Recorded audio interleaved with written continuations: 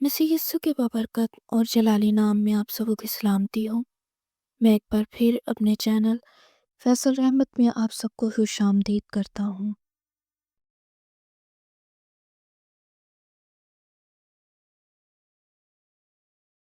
कीमती असासा। मैं खुदा का शुक्रगुजार हूँ जिसने मुझे तालमूद जैसी नायाब किताब का उर्दू में तर्जुमा करने की सलाहियत दी और मुझ नाचीज़ को उस कार अज़ीम को करने का शर्फ बख्शा। दर हकीकत मेरी ज़िंदगी से वाबस्ता हर कामयाबी व कामरानी मेरी प्यारी वालदा मोहतरमा की दुआओं और मेरे मोहतरम वालिद की पिदराना शफ़क़त के बाइस है। मैं भाई साबिर मसीह अज़ इटली की पुरखलूस काविश को नज़रअंदाज नहीं कर सकता, जिनकी वसातत से ये किताब 4 सितंबर 1997 में मुझ तक पहुँची। उनकी ये शदीद आरज़ू थी कि इस किताब का उर्दू ज़बान में तर्जुमा हो ताकि उर्दू मकतबा फ़िक्र के लोग इससे मुस्तफ़ीद हो सकें, क्योंकि उर्दू ज़ुबान का ख़जाना ऐसे बेश कीमत नवादरात से हनूज़ खाली है। नतीजतन हम अपने आबाओ अजदाद के अक़दार हयात, तर्ज़ मुआशरत और अंदाज़ फ़िक्र व एहसास से बड़ी हद तक बेखबर हैं। इसके मुतालिया ने मेरी ज़िंदगी, मेरे अंदाज़ फ़िक्र और कलाम मुक़द्दस के लिए मेरी अक़ीदत को झिला बख्शी। इस किताब के मुहतात मुतालिया के बाद मैं इस नतीजे पर पहुंचा कि मुझे इस कीमती असासा को अपनी कौम तक मुंतकिल करना ज़रूरी है, ताकि पाकिस्तानी मसीही इसकी पुरतहरीक बातों से मुतहर्रिक हो सके। तालमूद एक ऐसी किताब है जो इल्म की बेकरां इंसानी तारीख़ के भरपूर मुशाहिदे के लिए एक ऐसा दरीचा वाह करती है जिससे कारी हज़ारों बरसों पर मुहीत दानिश, फ़िक्र, शायरी, अदब, फ़लसफ़े और मज़हब पर मबनी दुनिया में दाखिल हो जाते हैं। ये अपने मवाद के पेश नज़र कलाम मुक़द्दस की मालूमात अफ़ज़ा रूहानी तारीख़ में एक ग्रां कदर इजाफ़ा की हैसियत रखती है, क्योंकि ये हैरत अंगेज़ और तरह तरह के औसाफ़ हमीदा से मौसूफ़ है और गुज़श्ता साल हा साल की मेहनत शाका का समर है। बहुत से लोगों के लिए अहद अतीक की बातें और अशख़ास माज़ी हैं, लेकिन माज़ी कभी नहीं मरता, क्योंकि हम कलाम मुक़द्दस को समझने के लिए माज़ी की अज़ीम तहरीरों को नज़रअंदाज नहीं कर सकते, जिन में से तालमूद हरफ अमजद की हैसियत रखती है। इसलिए माज़ी अपने ख़जाने और फ़िक्र इल्म हाल के हवाले कर जाता है। तालमूद में बड़े बड़े कारनामों के अलावा बनी इसराइल कौम और उनके मुआशरे पर मबनी मुफस्सल मालूमात मुयस्सर हैं, जिनके इस्तेमाल से पासबान और इल्म इलाही के तुलबा कलाम मुक़द्दस को बेहतर तौर पर समझेंगे। नासपासी होगी अगर मैं फ़ादर इमानुअल आसी और मकतबा अनावीम पाकिस्तान के स्टाफ का शुक्रिया अदा ना करूं, क्योंकि उनके ताउन और हौसला अफजाई के बग़ैर इस किताब की तकमील नामुमकिन थी। वो इसके नाजुक और तकनीकी मराहिल में बनफ्स नफीस नहायत तुंदही से निगरान रहे। मैं उनको दिल की गहराइयों से खराज अकीदत पेश करता हूँ। मैं उन सब का भी शुक्रगुजार हूँ जिनकी दुआओं से इस किताब की इशाअत मुमकिन हुई। मेरी दुआ है کہ یہ کتاب خدا کے جلال، کلیسیا کی مضبوطی اور بڑھوتی کے لیے ممد و معاون ثابت ہو۔ اسٹیفن بشیر، لاہور، 28 دسمبر 2002۔ تعارف۔ نمبر 1، تالمود کی نوعیت اور وسعت۔ تالمود بائبل مقدس سے متعلق انتہائی قدیم بحث و تمہیز اور مختلف ادوار کے اس فاضل و معتبر اساتذہ کے مفسرانہ تاثرات کا مجموعہ ہے۔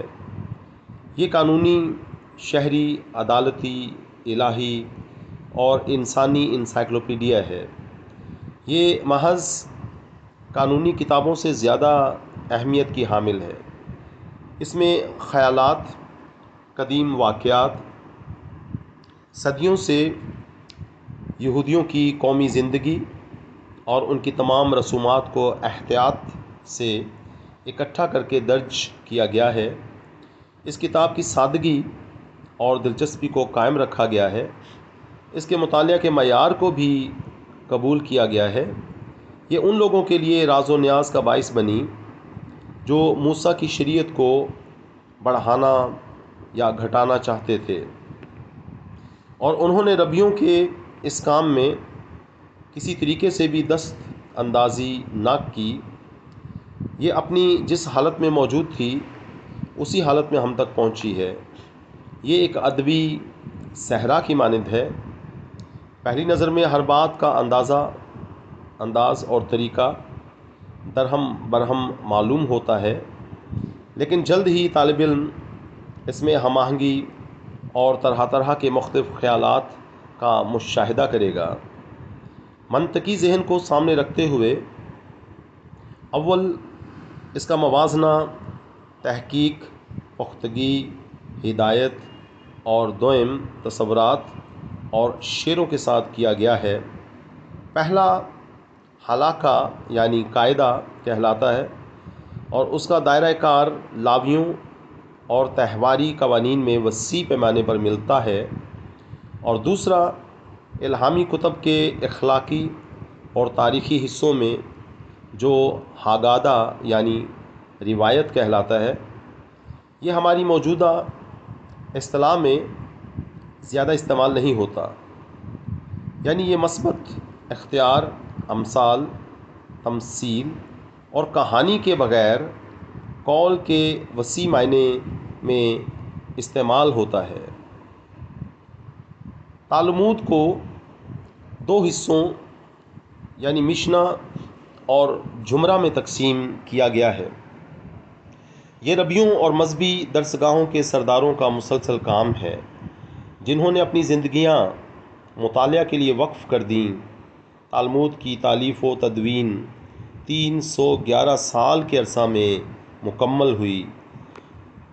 اس وقت یہ 12 جلدوں پر مشتمل ہے، جس میں تورات کے الہی اصول، ان کی تفاسیر، بائبل مقدس کے واقعات کی تفصیل، فلسفیانہ مضامین، کہانیاں، رسم و روایات اور تمثیلیں، ان لوگوں کی مذہبی زندگی کے واقعات جنہوں نے اسے تیار کیا شامل ہیں۔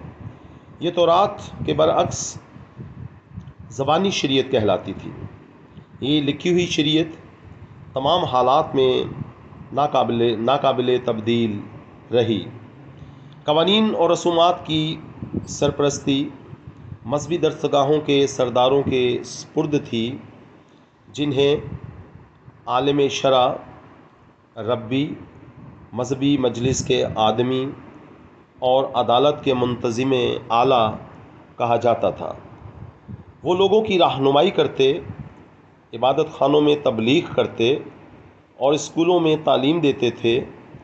ان کے فرائض کی ادائیگی میں کسی کو مداخلت کرنے کی اجازت نہ تھی۔ فلسطین پر مختلف شاہی خاندانوں نے حکومت کی، جنہوں نے اساتذہ کو شہید کیا، درسگاہوں کو تباہ و برباد کیا، اور شریعت کا مطالعہ کرنا حکومت کے خلاف جرم قرار دیا گیا۔ لیکن وہ اپنی مذہبی رسومات کی ادائیگی کرنے میں ثابت قدم رہے۔ اساتذہ اپنی وفات سے پہلے اپنے جانشین مقرر کرتے تھے، اور اگر ایک درسگاہ تباہ ہو جاتی تو کسی دوسرے علاقے میں 3 نئی درسگاہیں وجود میں آتیں۔ یہ اساتذہ ذہنی اور جسمانی طور پر اعلیٰ درجے کے آدمی تھے، اور ان کی علمی دسترس تقریباً لامحدود تھی۔ اس عہدے پر فائز ہونے کے لیے ہوشمند ہونا ضروری تھا، اور نہ ہی وہ بوڑھے اور نہ ہی جوان ہوتے تھے تاکہ عدالت کرنے میں جلد باز ہوں، اور نہ ہی سست۔ ان کا زبانداں ہونا، ریاضی، نباتات اور قدرتی تاریخ، سائنس اور آرٹس کے ساتھ واقفیت ہونا بھی ضروری تھا۔ لوگوں کے لحاظ سے یہ عقل مند آدمی اعلیٰ مرتبے پر فائز کا خمیم سے تعلق رکھتے تھے۔ ان میں سے کئی تاجر تھے، لیکن وہ کاہن یا عالی نسب سے برتر خیال کیے جاتے تھے۔ انہیں خصوصاً سستی سے کراہیت تھی، اور خدا ترسی اور علم کی وجہ سے وہ صرف اس لیے خراج تحسین کے مستحق تھے کہ جب وہ چستی سے جسمانی کام کرنے میں منسلک ہوتے تھے۔ وقت کے لحاظ سے کہے گئے عام اقوال میں سے کچھ مندرجہ ذیل ہیں: گناہ سے آزاد رہنے کے لیے اپنے مطالعہ کے ساتھ تجارت کا اضافہ اچھا ہے۔ تاجر اپنے کام میں زیادہ پڑھے لکھے ڈاکٹر کے برابر ہے۔ جو اپنے ہاتھوں کی مزدوری سے اپنا ذریعہ معاش چلاتا ہے اتنا ہی عظیم ہے جتنا وہ جو خدا سے ڈرتا ہے۔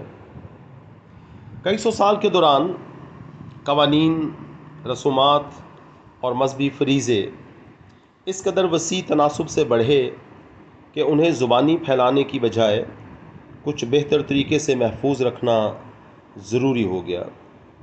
3 مختلف طریقوں سے انہیں منظم کرنے کی کوشش کی گئی، لیکن تیسرا طریقہ ہی کامیاب تھا۔ ان قوانین کی ترقی اور ان کے انکشاف اور تصور سے لے کر ان کے آخری حصے تک کا خاکہ میمونیدیس کی تحریر میں یوں کھینچا گیا ہے: موسیٰ کی زندگی کے آخری 40 سالوں کے دوران خداوند نے اسے 613 الہی اصول دیے، جن میں 10 احکام بھی شامل تھے۔ ان کے مقاصد، مطالب پوری وضاحت کے ساتھ دیے تاکہ وہ اچھے طریقے سے لوگوں کی رہنمائی کرنے کے قابل ہو سکے۔ جس طریقے سے موسیٰ نے چنی ہوئی قوم پر ان اخلاقی اصولوں کو ظاہر کیا، وہ تریتاس ایروبیم کی کتاب میں یوں مندرج ہے: پہلے موسیٰ نے اپنے بھائی ہارون کو اپنے خیمے میں بلایا اور اسے تنہائی میں وہ سب باتیں بتائیں جن کا خدا نے حکم دیا تھا۔ پھر ہارون کے بیٹے اندر داخل ہوئے اور یہی باتیں ان کے سامنے دہرائی گئیں۔ پھر موسیٰ کے سامنے لوگوں کے 70 بزرگ بلائے گئے، اور اس نے انہیں خدا کے احکام اور مذہبی فریضے بتائے، اور پھر ان لوگوں کو خیمے میں داخل ہونے کی اجازت دی جو خدا کی باتیں سننے کے خواہش مند تھے، اور موسیٰ نے دوبارہ یہی باتیں ان کو بتائیں۔ یوں موسیٰ کی زبانی ہارون نے 4 دفعہ، اس کے بیٹوں نے 3 دفعہ، بزرگوں نے 2 دفعہ، اور لوگوں نے 1 دفعہ یہ الہی اصول سنے۔ اس کے بعد موسیٰ الگ ہو گیا، اور ہارون نے ان الہی اصولوں کو دہرایا، اور پھر اس کے بیٹوں اور بزرگوں نے ان کو بار بار دہرایا، اور یوں موسیٰ کے ذریعے دیے گئے الہی احکام لوگوں کے ذہن نشیں ہو گئے، اور یہ لوگ ایک دوسرے کو تعلیم دینے کا اختیار رکھتے تھے۔ یہ الہی اصول بکری کی کھال پر لکھے گئے تھے، لیکن اس کی وضاحت زبانی شریعت اور تالمود کا جز اور بنیاد بن گئی۔ یہ 613 اخلاقی اصول سن 2448 اور 2488 یہودی سالوں کے درمیان دیے گئے۔ 1312 اور 1272 BCE۔ اور 40ویں سال کے 11ویں مہینے کی پہلی تاریخ کو یوں ہوا کہ موسیٰ نے سب کو جمع کیا اور ان سے کہا کہ زمین پر میرے دن تھوڑے ہیں۔ اگر تمہارے درمیان کوئی ایسا ہے جو خداوند کے الہی اصولوں کو بھول چکا ہے جو میں نے تمہیں سکھائے تو مجھے بتاؤ اور میں انہیں دہراؤں گا، یا اگر تمہارے درمیان کسی کو شریعت واضح نہیں ہے اور تم میں کوئی کسی اصول کی وضاحت پوچھنا چاہتا ہے تو دیکھو میں تمہارے سوالوں کا جواب دینے کے لیے یہاں ہوں۔ شبات یعنی فروری کی پہلی تاریخ کو موسیٰ نے شریعت اور اس کی رسومات کو دہرایا اور ان کی وضاحت کی، جیسے یہ لکھا ہے کہ اردن کے پار موآب کی سرزمین میں موسیٰ نے اس شریعت کا بیان شروع کیا۔ استثنا پہلا باب 5ویں آیت۔ آذار یعنی مارچ کی 7ویں تاریخ کو اس نے تورات کی کتابیں لکھنے کا کام ختم کیا۔ اس نے تورات کی 13 کتابیں بکری کی کھال پر لکھی۔ اس نے ہر قبیلے کو رکھنے کے لیے ایک ایک کتاب دی، اور 13ویں کتاب اس نے لاویوں کے ہاتھ میں یہ کہتے ہوئے دی کہ شریعت کی یہ کتاب لو اور اسے عہد کے صندوق میں رکھو۔ اسی دن دوپہر کے وقت خداوند نے موسیٰ سے کہا کہ کوہ نبو پر چلا جا۔ عظیم نبی کا زمینی سفر ختم ہو چکا تھا، اور خدا کی مسکراہٹ اور آسمانی آرام ہمیشہ کے لیے اس کا تھا، اور اس کے دوست اور خادم یشوع کو تعلیم دینے اور اس پر احتیاط سے عمل کرنے کا کام سونپا گیا۔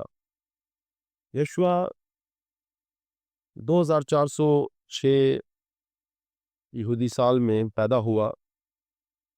اس کی عمر 82 سال تھی جب وہ لوگوں کا رہنما بنا، اور وہ 2516 یہودی سال میں وفات پا گیا۔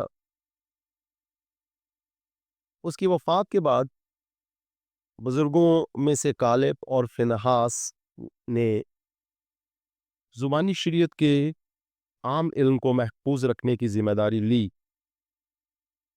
وہ یشوع کی وفات کے بعد 17 سال تک زندہ رہے، اور پھر یہ ذمہ داری قاضیوں اور نبیوں کے سپرد ہوئی۔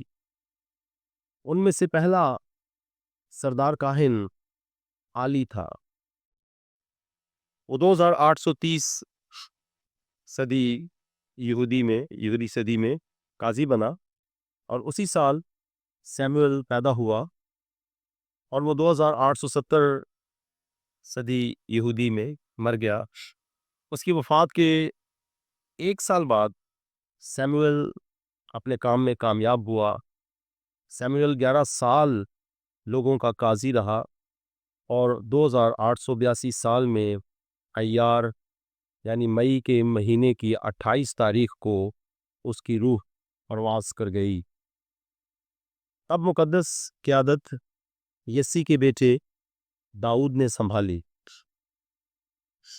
اور اس سے قیادت ایلیا کے سپرد ہوئی۔ 3047 یہودی صدی سال میں ایلیا آسمان پر اٹھا لیا گیا، اور اس کی چادر کے ساتھ کہ فرائض اس کے شاگرد علیشا کے سپرد ہوئے۔ پھر یہویدی، زکریا، ہوشیار، یسایہ، میکا، یوئیل شریعت کے کامیاب سرپرستی کرنے والے اور اس کی رسومات کی حفاظت کرنے والے تھے۔ نہوم، سفنیا، یرمیا اور نیریا کا بیٹا باروک بھی کامیاب سرپرست تھے۔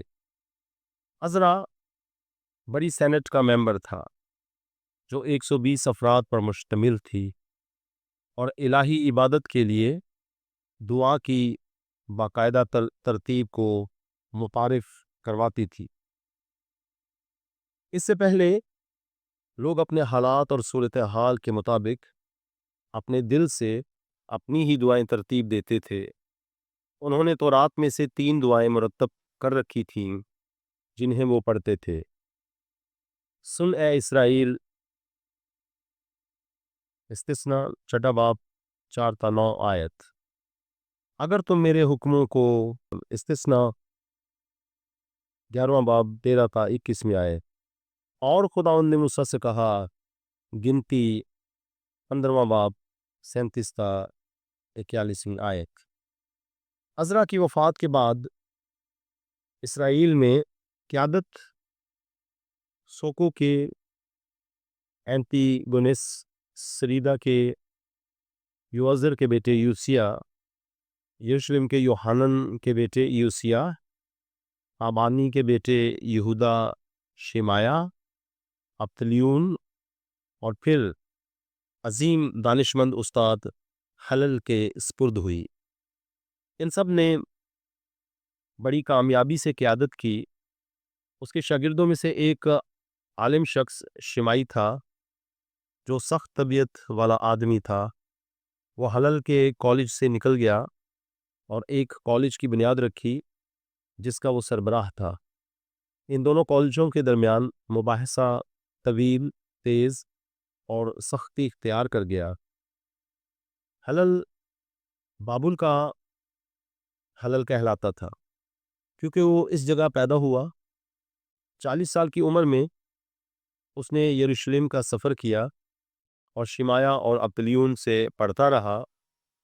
اس نے 40 سال تک مطالعہ کیا اور اس کے بعد وہ 40 سال تک کالج کا پرنسپل رہا اور 120 سال کی عمر میں وفات پائی۔ وہ ایک بے زر انسان تھا، اسی لیے اس درسگاہ میں اس کے ایک دوست شیمائی نے اپنی مناظرانہ طبیعت کی وجہ سے بائبل مقدس کی تفسیروں کے غیر معروف حصوں پر اعتراضات اٹھائے۔ حلل نے ساری زبانی شریعت اور روایات کو ترتیب سے اور سادہ انداز میں لکھنے کو ضروری سمجھا اور اس کام کی ذمہ داری لی۔ اس نے 3728 یہودی صدی میں اس کام کا آغاز کیا، لیکن وہ ترتیب سے 6 جلدوں میں 600 نکات مختصر الفاظ میں لکھنے میں کامیاب ہوا۔ وہ وفات پا گیا جبکہ کام ابھی تکمیل کے مراحل سے دور تھا۔ وہ نسلیں جنہوں نے حلل اور شمائی کی پیروی کی، ان کی تفاسیر ان کے لیے ان کے پیش روؤں سے زیادہ بہتر اور مددگار ثابت ہوئی، اور 1 صدی تک حلل کے کام میں کچھ بھی اضافہ نہ ہوا۔ رسومات کو انجام دینے کی قیادت اس کے بیٹے شمعون اور پھر شمعون کے بیٹے گملیل کے سپرد ہوئی۔ گملیل کا بیٹا ربی شمنون 34واں استاد تھا جسے یہ خاص عہدہ دیا گیا، اور اس سے یہ عہدہ ربی یہودا کے سپرد ہوا۔ ربی یہودا بہت بڑا عالم تھا جو ترقی پسندانہ ذہن کا مالک اور اپنے دور کے سائنسی علوم کا ماہر تھا۔ اینٹولینس بادشاہ نے اس کی عزت افزائی کا خیال کرتے ہوئے اس کی ہمدردی میں اسے بہت سے اعزازات سے نوازا۔ رومی حکمراں کے ساتھ اپنے اثر و رسوخ کی وجہ سے اس نے اپنے دور کے لوگوں کے فائدے کے لیے بہت کچھ کیا۔ اس کی بڑی خواہش تھی کہ وہ شریعت کے مطالعہ، اس کی خوبصورتی سے واقفیت، اس کے الہی اصول اور مذہبی قوانین کے لیے لوگوں کے درمیان محبت کی فضا پیدا کرے۔ اس نے معلوم کیا کہ شریعت کا مکمل علم دوسرے چند قوانین کے مقابلے میں محدود ہے جو بہت سے ممالک میں رائج ہے، اور وہ خوف زدہ ہوا کہ کہیں ایسا نہ ہو کہ شریعت کے علم کا مطالعہ عدم دلچسپی کے باعث ختم ہو جائے۔ اپنے کالج کے دانشمندوں اور شاگردوں کی مدد سے اس نے محنت سے کام کیا اور موسیٰ کی وفات سے لے کر اپنے دور تک کے قوانین، تشریحات اور رسومات کو جمع کیا اور انہیں 6 جلدوں میں لکھا، جسے اس نے مشنا یا شریعت ثانی کا نام دیا۔ 3978 یہودی صدی میں دوسری ہیکل کی تباہی کے بعد 150 سال میں یہ اشاعت کے لیے مکمل ہو گئی۔ بہت سے قوانین پہلے ہی اپنی پہلی اشاعت کے وقت مکمل ہو چکے تھے۔ روم بہت عرصہ پہلے اپنی تعزیری قوانین کو بدل چکا تھا جو یہودی قوم سے تعلق رکھتے تھے۔ ہیکل کی عبادتوں اور قربانیاں چڑھانے کا حکم باضابطہ طریقے سے کیا جاتا تھا، لیکن یہ ایک مثالی اہمیت کا حامل تھا۔ اس کے علاوہ بہت سے دوسرے قوانین خاص طور پر لاگو ہوئے جہاں نسبتاً چند لوگ رہائش پذیر تھے، لیکن سب کچھ فلسطین اور بابل میں حاصل کیا گیا تھا۔ صرف ماضی کا اندراج نہیں تھا، بلکہ ایک مقدس کام، ایک حتمی نصابی کتاب اور شریعت کے اندراج کی طرح تھا، کیونکہ دولت متحدہ کی بحالی کے ساتھ عملی کام ماضی کے دور کی طرح عمل میں آیا اور سارے اسرائیل نے اس عظیم کام کی تکمیل کے لیے خدا کا شکر ادا کیا۔ مشنا کو درج ذیل 6 حصوں میں تقسیم کیا گیا تھا۔ حصہ اول، نسل کشی، زرعی قوانین، دیکیاں اور کاہنوں، لاوی اور غریب کے عطیات، سبت کا سال، لباس، جانوروں کی نسلوں اور پودوں کی اقسام میں پیوند کاری کی ممانعت۔ حصہ دوم، عیدین، سبت، تہوار اور روزوں کے دن رسومات ادا کرنا اور قربانیاں چڑھانا۔ عید فصح پر خاص ابواب، نئے سال کا تہوار، کفارے کا دن، سکات اور گواہیاں۔ حصہ سوئم، خواتین، منگنی، شادی اور طلاق، عہود اور فرائض۔ حصہ چہارم، نقصانات۔ اس حصے میں سول اور فوجداری قوانین شامل ہیں۔ پیسوں کے عام معاملات، بت پرستی، گواہیاں، قانونی سزائیں اور فدریت سے متعلق سزائیں۔ حصہ پنجم، مقدس چیزیں، اشخاص، جگہیں۔ قربانیاں، بہلوٹے بچے، ہیکل کی پیمائش، تفسیر، اس میں عام استعمال کی چیزیں۔ حصہ ششم، طہارت، لاویوں اور حفظان صحت کے قوانین، ناپاک اشخاص اور چیزیں اور ان کو پاک رکھنے کے طریقے۔ ربیوں میں سے جنہوں نے ربی یہودا کی مدد کی، اس کے بیٹے ربی شمعون اور ربی گیملیل تھے۔ مشنا ایک تعزیری قانون کی شکل اختیار کر گئی جو الہامی کتب کی تفسیر و تشریح کی بنیاد بنی۔ ربی یہودا کی موت کے بعد اس کے جانشین راعب اور سیمیل نے اس کے اصولوں کی وضاحت کرنا شروع کی۔ یہ سلسلہ سوراہ میں درسگاہ کے مدرس اعلیٰ ربی حنا اور انہاردیہ میں درسگاہ کے مدرس اعلیٰ ربی یہودا بار حزقیال کے ذریعے دوسری نسل میں جاری رہا۔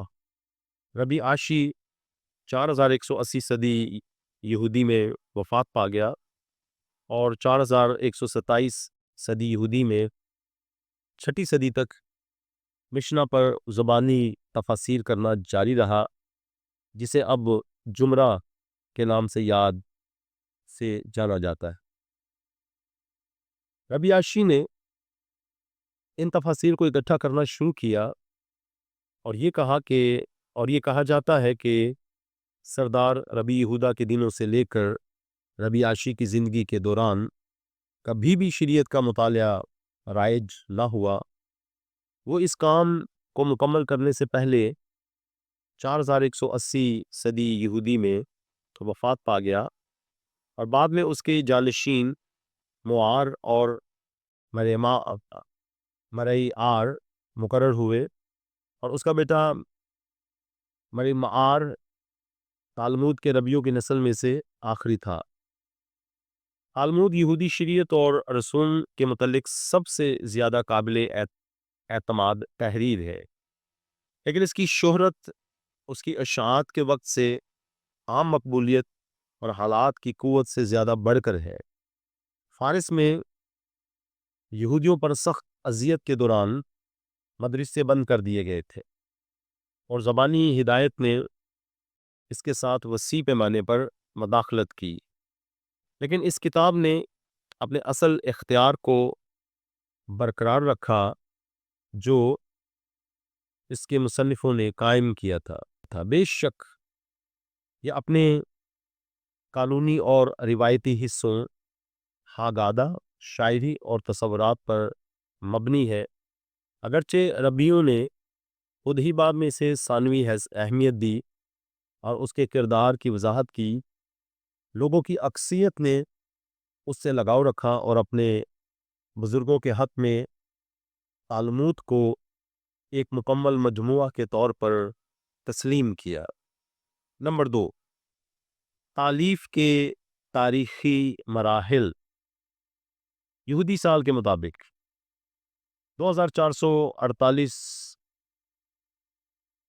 میں 10 احکام کے نفاذ کا اعلان، 2488 میں موسیٰ کی وفات، 2516 میں یشوع کی وفات، 2830 میں متعدد بزرگوں تک زبانی قوانین کی منتقلی، 2871 میں اسرائیل کا قاضی سیموئیل، 2884 میں اسرائیل کا بادشاہ داؤد شریعت کا سرپرست، 2962 میں الیاس کو قیادت کی منتقلی، 3047 میں علیشا اپنے استاد کے بعد جانشین مقرر ہوا، سردار کاہن یہویدے 3067 یہویدے کا بیٹا زکریا شریعت کا اگلا نگران، یوآس کے حکم سے ہیکل میں قتل، 3110 میں اس کے جانشین آموس کو قیادت کی منتقلی، 3140 میں آموس کا بیٹا یسایہ، 3160 میں میکا ورشتی، 3190 میں فتویل کا بیٹا یوئیل، 3240 میں الکوشی نہوم، 3254 میں حبقوق نبی اور 3280 میں صفنیاہ 3321 میں یرمیا، 3332 میں حزقیل اور نیریا کا بیٹا باروک، 3413 میں 120 افراد پر مشتمل مذہبی مجلس کا سردار عزرا۔ اس مذہبی مجلس کے افراد میں حجائی، ملاکی، دانیال، حننیہ، میزائیل، عزریہ، نہمیہ، مردکی اور زربابل بھی شامل تھے۔ 3448 میں مصنف سائمن، جو مذہبی مجلس کا بھی ممبر تھا اور مشنا کے داناؤں میں سے پہلا شخص تھا۔ 3460 سوکوکھا اینٹیگونس، 3500 سریدا کا یشوع بن یواز اور یروشلم کا یشوع بن یوحانن، 3561 یشوع بن پاراکیا اور نیتیائی اربلائیت، 3621 تامائی کا بیٹا یہودا اور شاتا کا بیٹا سائمن، 3722 شمایا ابتلیون اور کالج میں دوسرے استاد، 3728 میں ہلل نے عہدہ سنبھالا، 3768 میں اپنے بیٹے سائمن کی رہنمائی کی اور یبی یوحانن بن زکائی ان کے عرصہ کے دوران عام سن کا آغاز ہوا۔ 3809 ہیکل کی تباہی سے 8 سال پہلے ربی سائمن ربی گیملیل کا جانشین مقرر ہوا۔ 3810 عہدہ ربی سائمن دون کو منتقل ہوا جو شہید ہو گیا۔ 3840 ہیکل کی تباہی کے 12 سال بعد گیملیل دون، 3881 ربی سائمن سوئن، اور 3948 سے 3978 تک ربی یہودا حاناسی یعنی سردار نے مشنا کو اشاعت کے لیے تیار کیا اور تالمود کے متن میں پہلی مرتبہ رسومات اور الہی اصولوں کے متعلق اضافہ کیا گیا۔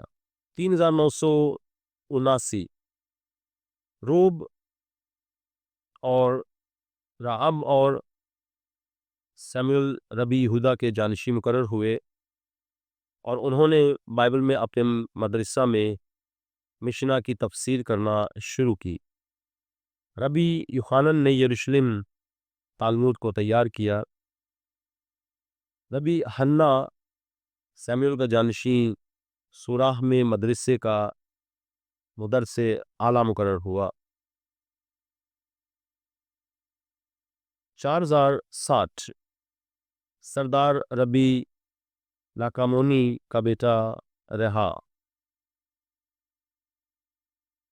4111 رابع کی وفات اس دن ہوئی جب جمرہ کو اشاعت کے لیے ترتیب دینے والا ربی آشی پیدا ہوا۔ 4127 ربی آشی کالج پرنسپل بن گیا اور جمرہ پر اپنے کام کا آغاز کیا۔ 4180 اپنے کام کو ختم کرنے سے پہلے ربی آشی کی وفات، اور 4253 ربی آشی کے بیٹوں معارہ اور ریمار اور ان کے مددگاروں نے کام مکمل کیا۔